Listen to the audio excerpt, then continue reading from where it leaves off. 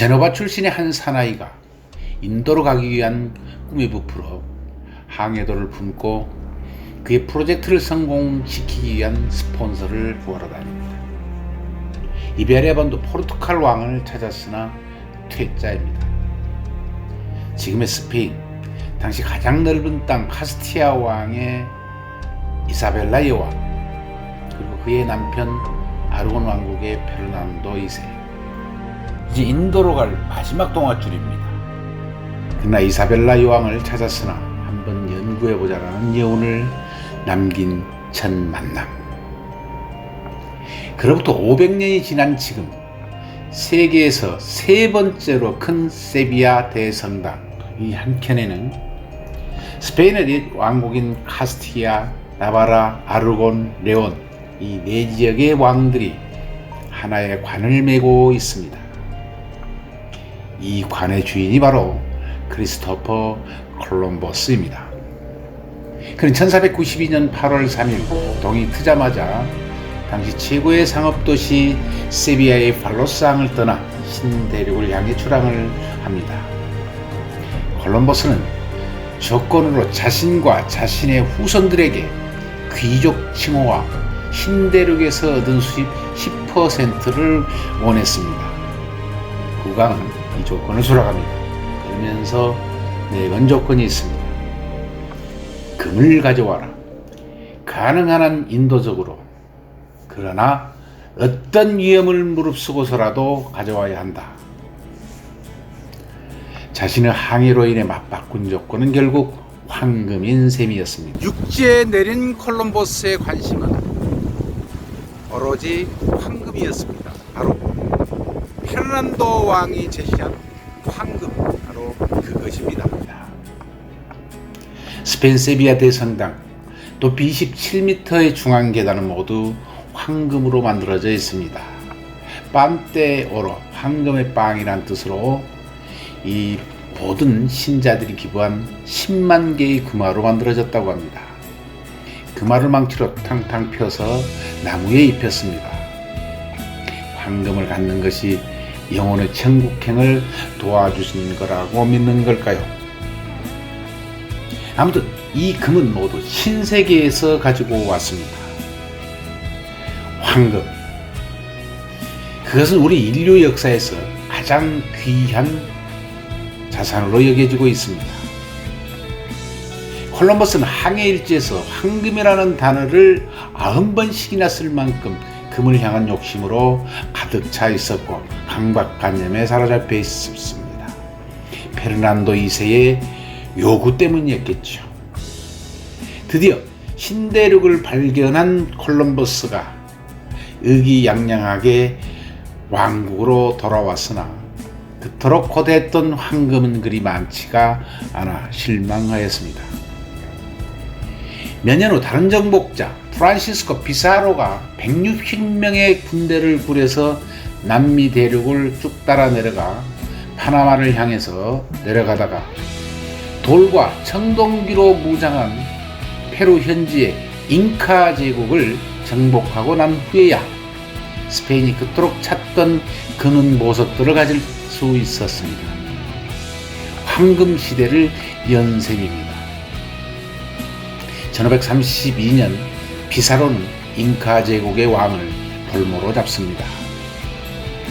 알타오프 왕은 자신의 몸값으로 높이 7m, 너비 6m의 방을 금은 보석으로 세워주겠노라고 제안을 합니다. 이때 그가 모은 금이 무려 5톤, 유럽에서 1년 동안 생산한 양보다고 많았다고 합니다. 결국 한 인류의 문명을 파괴하고 난 이후에야 황금을 얻을 수 있었던 셈이죠. 그런데 게다가 약탈이 끝나자 남미 대륙 곳곳에 금강이 들어서 금을 캐기 시작했고 이곳에 살았던 원주민들, 침략군들이 질병까지 전파해서 인구가 100분의 1 수준 이하로 줄어들었습니다. 결국 아프리카 흑인들을 개, 돼지처럼 강제로 끌고 와서 노역을 시키는 폐륜을 저지르게 됩니다. 한때 황금의 나라로 불렸던 우리 한반도.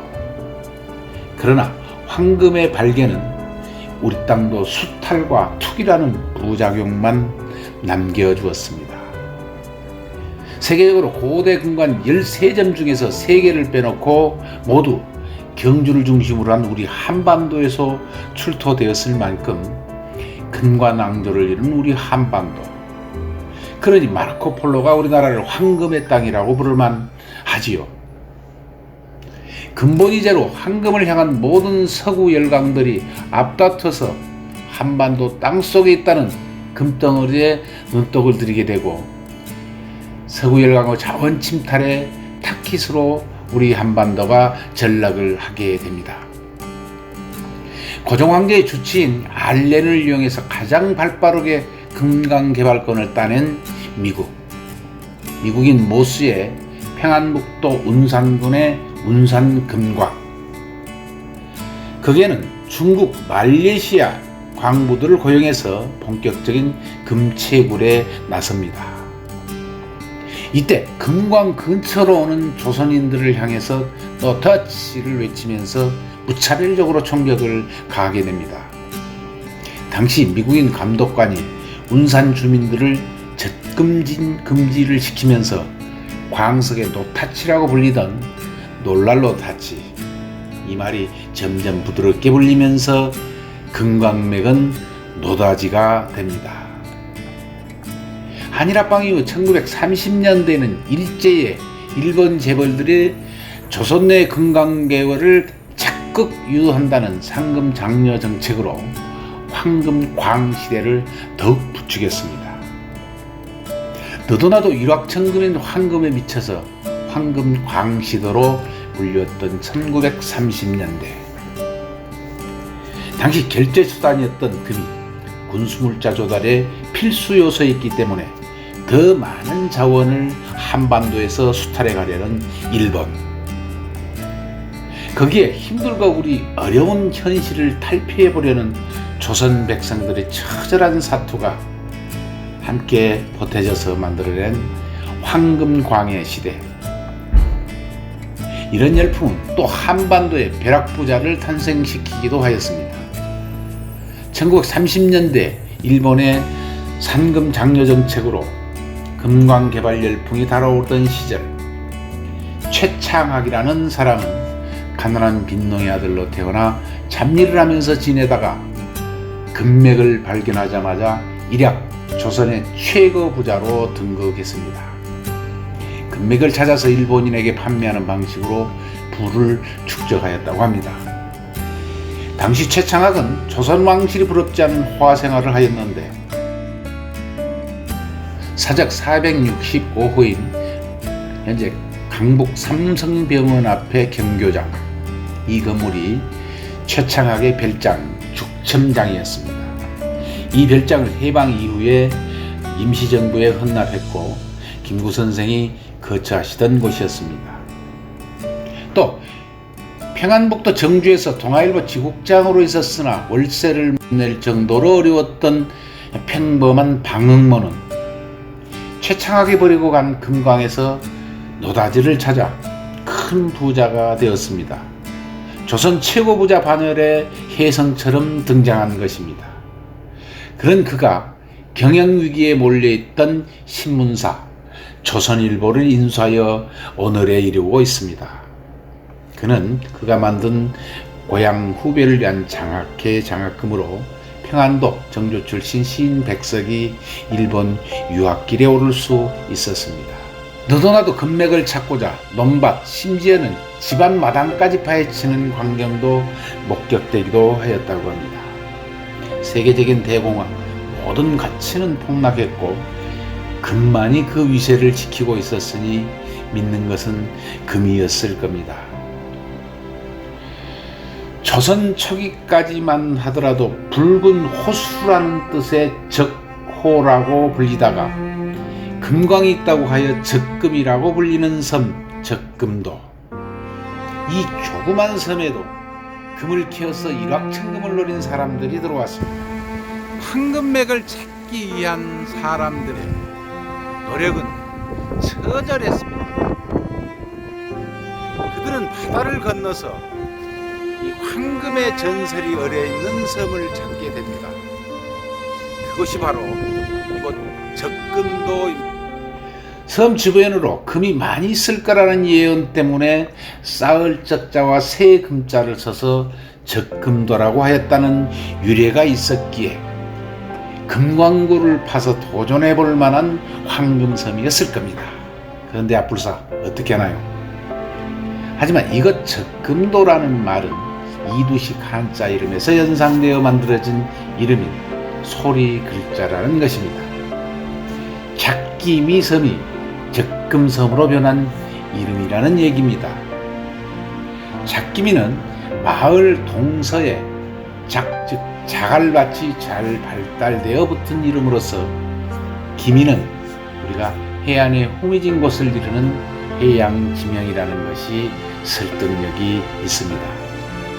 적금이라는 땅 이름 때문에 금이 많이 숨겨져 있을 거라는 허황된 금을 찾아서 바다를 건너 섬으로 들어왔던 사람들, 그들은 이 아름다운 섬의 몸에 깊은 자국들을 남겨놓았습니다.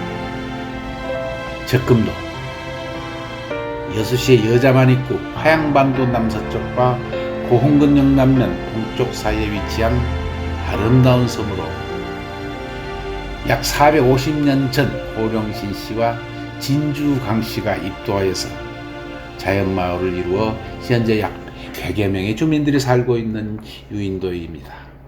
마치 완두콩처럼 남북으로 길게 뻗어있는 섬의 해안선은 개펄과 모래, 그리고 자갈, 암석 지역으로 골고루 나뉘어져 있어 다채로운 모습을 보여주는 몇 안 되는 아름다운 섬입니다. 해산물과 어류가 풍부해서 나름 부자 마을로 소문이 나 있습니다. 이 섬에 다리가 놓였습니다. 이제 이곳은 다리가 놓이고 더 이상 섬이 아닙니다. 이제 배를 타고 들어가던 섬이 차로 드나들 수 있는 섬, 아니 육지가 된 셈이지요. 다리가 놓이면서 또 다른 걱정이 앞섭니다. 예전에 황금을 캐러 왔던 사람들처럼 욕심 많은 사람들이 이 섬을 덮치지 않을까라는 생각 때문입니다. 예전에 배를 타고도 황금맥을 캐러 왔던 것처럼 이 섬을 짓밟고 섬 주민들과는 아무 상관없는 새로운 황금 광꾼의 출현을 보지 않을까 하는 걱정이 앞섭니다. 아름다운 해안, 바다와 섬을 자신들만의 탐욕으로 채울 황금 사냥꾼들의 출현. 이 시대의 황금은 땅입니다. 그를 통해 노다지를 캐고자 하는 사람들. 탐욕은 이웃을 삼키고 함께 살아야 할 지구를 서서히 침몰시키고 있기 때문입니다. 섬만이라도 제발